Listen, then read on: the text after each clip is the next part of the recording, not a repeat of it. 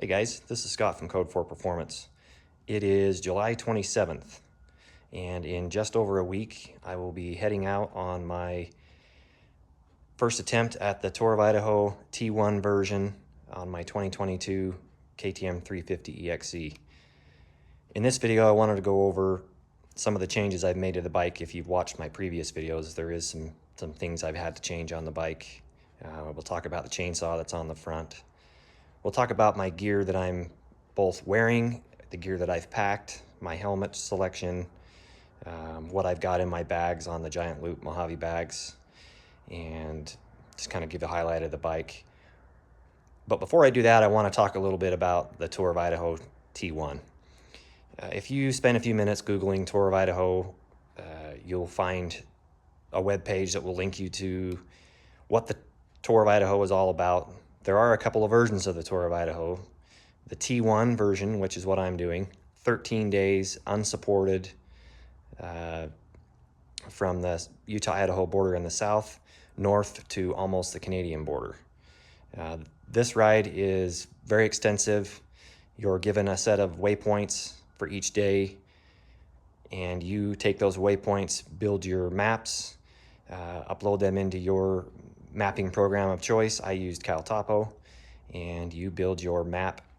I'm not going to call it a route because it's really not a route for the day, but you build your set of trails that you're going to take, riding from waypoint to waypoint, and that's part of the battle of completing this Tour of Idaho, is being able to successfully do the navigation and the preparation.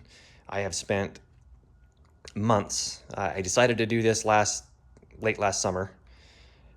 There's a set of videos out there on Ride with Mike 962's YouTube channel where he goes over each day in depth. When Mike did it in 2020, it was only a 10-day version of the tour, but his videos are absolutely phenomenal. If you want to check those out, it kind of gives you an idea of the complete involvement that it takes to complete this ride. Anyway, I have spent months and months prepping for this, both working on navigation, riding my other bikes before I got this one, making some maps with waypoints, and riding from waypoint to waypoint. That's a better portion of the preparation, is map prep, navigation prep, being comfortable being out in the outdoors by yourself, which I'm completing this by myself as a soloist. The other version of the T1, you could do it as a two-man team or as a three-man team. What the variances are there, the more people on your team, you may get some harder routes, some longer days. The average day on the Tour of Idaho T1, about 200 miles, give or take. So I will be needing to pack gas. And I'll show you those Giant Loop bags in just a moment for handling gas. But I've had some comments on previous videos that this is not the bike for adventure bike riding, and you're right, it's not. This bike's purpose is for the T1 Tour of Idaho only. As you'll see as I'm going over what I'm packing, I am packing light. This is not a race. This is a ride. I have to force myself to get up, be on the bike by 5 every morning at the latest, and plan on 12-hour days, if not more, on the bike. It's just forcing yourself to ride all day, overcoming fatigue, the heat, rain, whatever elements you might come across, and just riding. If you treat it like a race, you're not going to finish. You're going to end up looping out, crashing, whatever that might be. This is a ride. And the other part of it is have fun enjoying the scenery you're going to see, the people you're going to meet, everything that goes along with being in the outdoors on your motorcycle. As I mentioned, I'm a soloist, so sometimes a soloist gets some shorter days, or I wouldn't necessarily call them easier routes, but the organizer of this event, he understands the constraints a soloist have. Sometimes they have to pack more gear. You're by yourself. That being said, you better be prepared to be uncomfortable and know how to sort through situations when they arise, because things are going to come up while you're on the tour, guaranteed. Mentally, that's the other part of this, is I prepared mentally, just going over my plan. I'm going to ride each day, and that's it. Day one, I'm going to ride day one. I'm not going to worry about day two, and so on and so forth. And I'm hoping that I'm prepared to do that and be successful at the end of 13 days. So enough said about the tour. If you want to know more information, just do a Google search, Tour of Idaho T1. You'll come up to a webpage, motorcyclejazz.com. It goes over all the rules to be considered part of the tour. There's some things you have to do on your end. Become a member of the Facebook group if you're accepted. Declare your intent to try this next year. There's no money involved, a prize or anything like that at the end. In fact, it's costing me a lot of money to do this if you count 13 nights worth of motels or Airbnbs, the cost of the bike, all the gear that went with it. It's an overall huge expense, but it's a bucket list thing for me, and I'm super excited. I can't wait to get going. So let's get into the bike and go over some of the changes from the last video. As you can see, I've got a chainsaw on here. This year, the organizer of the Tour of Idaho T1 is requiring all riders, or at least one member of a 2 or 3 man team, to carry a chainsaw. And so I had to take off my Baja Designs XL80 headlight off there. I was pumped to be able to use that. I'll put it back on when I get back, but I had to incorporate a chainsaw. So the mount, first off, this is a Bill Dart chainsaw mount. And normally, if it wasn't an EXC, this mount nearly almost touches the front of the triple clamp. So it has, out of all the mounts on the market, I believe it probably has the least effect on handling on the bike because the mount is so close to the center line of the forks. It's got it has a rubber padding here to help isolate the chainsaw.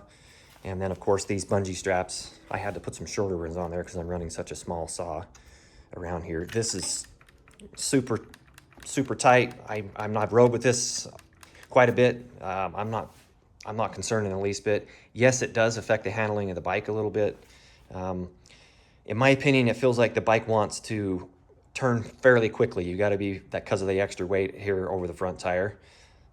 Steering dampener, of course, you could maybe tighten that up a couple of clicks and help alleviate some of that, but it will affect the handling of the bike.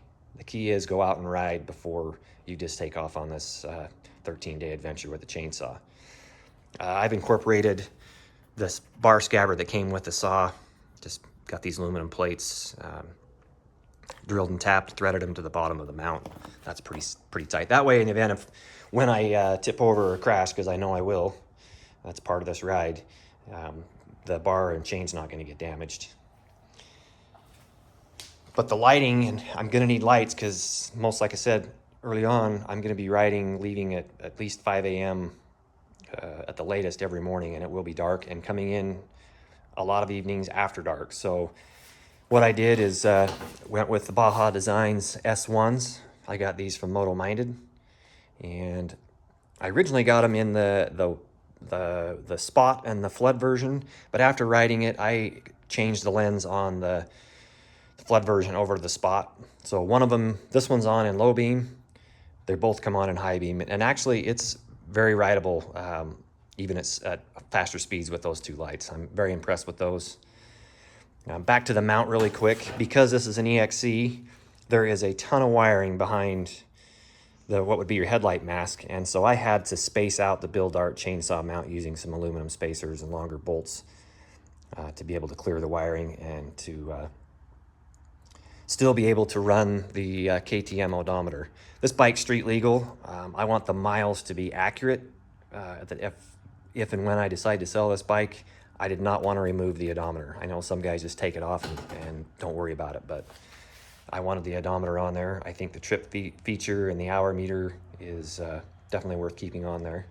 I think it turned out pretty good. I just mounted the Baja Design lights to the front of the Cycra handguard mount, drilled and tapped those. I did have to put a little angled wedge in here to aim the lights correctly, but pretty impressed with those. I think they're going to work out great. Coming back here, I haven't changed anything necessarily on other parts of the bike that if you watched my previous video. I've got the bags packed. Let's just go over what's in my Giant Loop Mojave bags. So in this side, I've got some chainsaw items like some small Nalgene bottles with bar and chain oil and some two-stroke oil because I will have to possibly mix gas for that. I've got my tire tools as far as a spare 21-inch tube is in there, and I'm also carrying some CO2 for repairing a tire, a small tire pump. And the most important part about that, and I'm not going to unpack it because I hope to not have to get into this, is a Cascade Rescue. They're out of Sandpoint, Idaho. They make a bike self-recovery kit. Consists of some climbing type pulleys with a cam lock brake that are a 4-to-1 ratio when about 150 feet of 7mm climbing rope. So if I dive this bike off a side hill where I'm by myself, there's no way I would be able to get it back up on there without expending a lot of energy. And those of you that race know that when you crash, it uses a lot of energy to get your bike back up and get you moving again. So I hope to not have to use that, but it was probably the best $300 I spent in the event I do need it. At least that's what everybody says. Below here, this is just a piece of 21-inch tube that I've riveted over on the front end that I'm carrying my Silky saw. This is the Silky Big Boy 2000, I believe. It's the yellow one. Just got that strapped around there. Smaller stuff, you know, or if I happen to damage a chainsaw chain, although I am carrying a spare chain, I just carry the Silky saw as somewhat of a backup, because there are a couple of days where they're half days, and likely I may not need my chainsaw on those days, particularly the one out of Pocatello. I plan on going super light that day, leaving the chainsaw back in my Airbnb, and so I'll leave the Silky saw on there in the event I do need to cut a small tree to get through. So that's what's in that side. Oh, there's a spare pair of riding gloves in there, and another giant loop gas bag. I've got 3 gas bags with me. I've got a 2-gallon and 2 1-gallon gas bags. So strapped on here now empty are a 2-gallon and one of the 1-gallon. The new gas bags, I think they're the armadillo bags, if I'm not mistaken, come with actual spouts, screw-on spouts, where the old ones did not. I'm taking one extra spout just in case I damage one or lose one, which is tucked in with this one, and the other one's in the other extra gas bag. So they're strapped on here. That's how I plan to run them, you know, when I'm empty. And then there are some days where I may or may not need gas, but some of those longer questionable days, I do plan on at least starting the day with the 1-gallon bag full of gas. And as soon as I can fit 1 gallon in the Chirby's tank, I'll definitely offload that and just wrap the gas bags back up and leave them right there. So very secure. I've got a lot of extra of the giant loop pronghorn straps. Well, I got 1, 2, 3 of the 18s, 2 25s here, 2 more 25s around there. I've got some longer ones wrapped up in this bag, back in this bag, and another 25 right here. Just in the event I break one or a bungee strap for my chainsaw mount breaks, I've got plenty of backup straps. Although they are really quite strong, but anything can happen, especially in a crash. Now let's go to this side bag. In here I've got my climb stowaway jacket and my night clothes, if you will, that I'll wear when I'm done riding for the day. That is simply a set of hybrid super easy roll-up pack lightweight shorts, an Under Armour t-shirt, extra pair of underwear, a pair of ankle socks, 13 days worth of daily use contacts because I wear contacts and I didn't want to worry about solution, a toothbrush and some toothpaste, and that's really all that's in that. Again, like I mentioned, this is a ride. You're riding all day long, every day. I don't care what I'm going to look like necessarily around town. Super light packing. That's really all that's in that bag right there. Oh, there's a bivy sack in case I end up spending the night out on the mountain. I can stay warm in there. Let's go to the tank bag. In the tank bag, I've got my son's in the Army, so he gives me these beverage base flavored drink things for some electrolytes. Although I do have some electrolyte powders that I'll plan on putting in my water every day, especially in the morning and at evening when I'm done. I've got some eye drops, some lens wipes, some mosquito spray, headlamp for getting things packed in the morning when it's dark, head or neck sock, and that's really about it that's in there. I'll pick that up in a minute. In the top bag, I'm running an old iPhone that does not have service anymore. But this has all of my, this is my backup, or my secondary nav, if you will. I've got all my maps, my navigation maps loaded on here for each day in their own folder. And I've downloaded for offline use the layers, if you will, the Forest Service layers, MVUM layers, some topo layers for each day in that area. So I, of course, will have great navigation when I don't have cell service on those during most every day. So that's what's going on up there.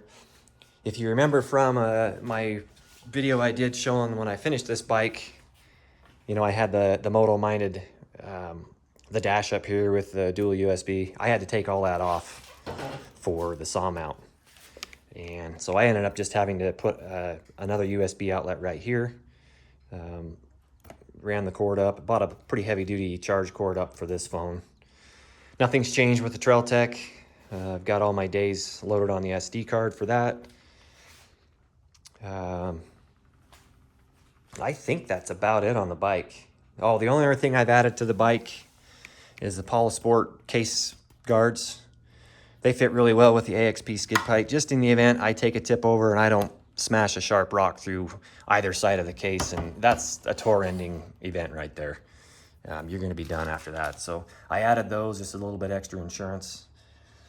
Tires, I went with Golden tires. I've got the GT 333 on the back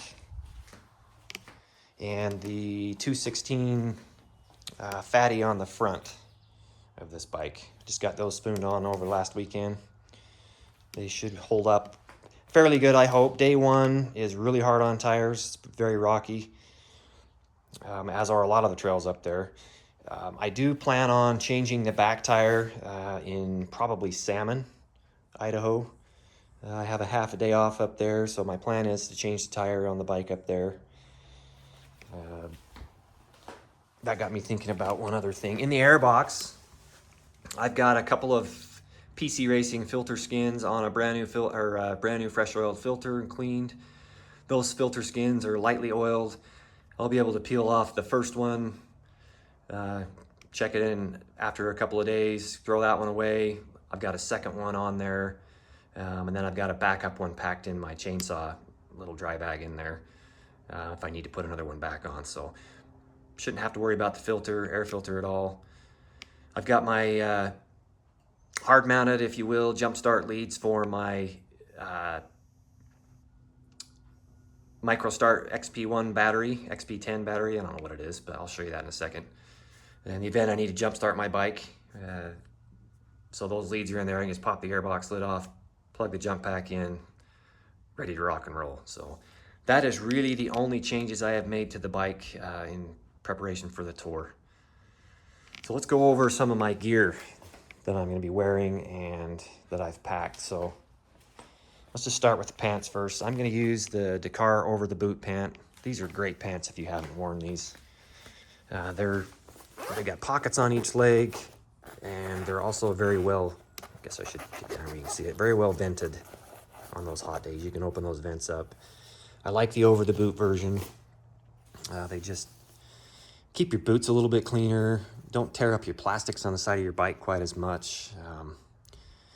You don't get the water down on the opening of your boot if it's wet. Great pants. I'm wearing a Dakar jersey. I chose the lightest colors I could find. Just on those hot days, black clothing I think is not the way to go. Just don't add that black. Just as you know, black reflects or grabs the heat, and it's just going to make you even hotter. Just got a Climb undershirt base layer to wear under the Dakar. And then goggles. I've got the Vipers with the photochromatic darkening lens for in the bright sunlight. Those are super cool if you've never worn any of those. Normally I wear sunglasses when I'm out in the sun, but not under the goggles. So those are my goggles. I've got the Climb adventure bike leather gloves. I think those are the Car Adventures. They're hard to get right now if you've been looking around for those. I do have a backup set of some lighter Dakar riding gloves as a backup. I've got a climb helmet with the Moto-minded torch headlight mount on here, which I will wear in the mornings or in evening. I'll show you that in just a second. It's the F3 version climb, super lightweight, very well vented. I've always worn climb helmets. I just got this one a couple months ago. Worn it on a few rides to kind of break it in a little bit. So, and again, I went with a light color so your head doesn't get as hot. All right, let's get to the good stuff here. The Climb Arsenal vest. These things are awesome for this type of riding, even for a day ride, I guess, depending on how much you want to pack with you. But it's got a good size. I think it's a 3-liter water bladder in it. It's got the tool pack. Let's talk about tools for just a second. I'm not carrying everything in the kitchen sink. You just don't have room. You know, I've got some lightest weight, the Motion Pro titanium wrenches, a lightweight aluminum axle nut wrench. That's a combination made by Enduro Engineering. If I have to take a tire off, fix a flat. I've got a spare master link and a press for that. Spare fuel injector. I know you can backflow them, but if I have a plugged injector, put the new one in, get down the trail and get going again. Some odds and ends and fasteners. You know, some guys like, what, are you taking wheel bearings with you? No. The wheel bearings on this bike are in excellent shape. I've checked them. The bike has low miles on it now. Shouldn't have an issue. Those bearings go for a long time if you take care of them. That's really about it. And a spare shift lever is in there. Some quick set epoxy. That's about it in that toolkit. I'm sure I'm missing something, but in this side right here, it has, use one hand. This side right here, I've got it reserved for spare food, some snacks. My first aid kit is in here. I did not want the first aid kit on the bike in the event I leave the bike and the bike's down a cliff. I can't get my first aid kit, so that's in there. Not really going to go over what's in my first aid kit because that's kind of personal preference, but I do have some prescribed pain pills in the event I break an arm or a leg, and I've requested help through my PLB, but I need to be comfortable. So I've got those in there just in case something goes bad. Above that, I've got, if I can get that open, you have to go back in, sorry. This is where my Garmin InReach Mini, my PLB, will run in there. On this side, I've got my handgun and a tourniquet. And a tourniquet, why am I carrying a tourniquet? I wouldn't normally probably carry one, but I got a chainsaw and I'm by myself. If I end up slipping and taking that chain into my thigh, I am, if you know about bleeding, you can bleed out faster. You can hit your SOS button. But the important part about a tourniquet, and I am very skilled in how to use tourniquets because of my profession, is you've got to know how to use them and how to put them on correctly. So don't just carry one because you think it's cool. Know how to use it if you're going to carry one. Enough about that. My wallet, or this is all I'm taking for a wallet. I'll have my insurance card, credit card in there, debit card, and my driver's license, and I'm taking some cash, be in there. That's all that's going in that side. Up in top of this one here is some charging cords for at night, to charge my PLB,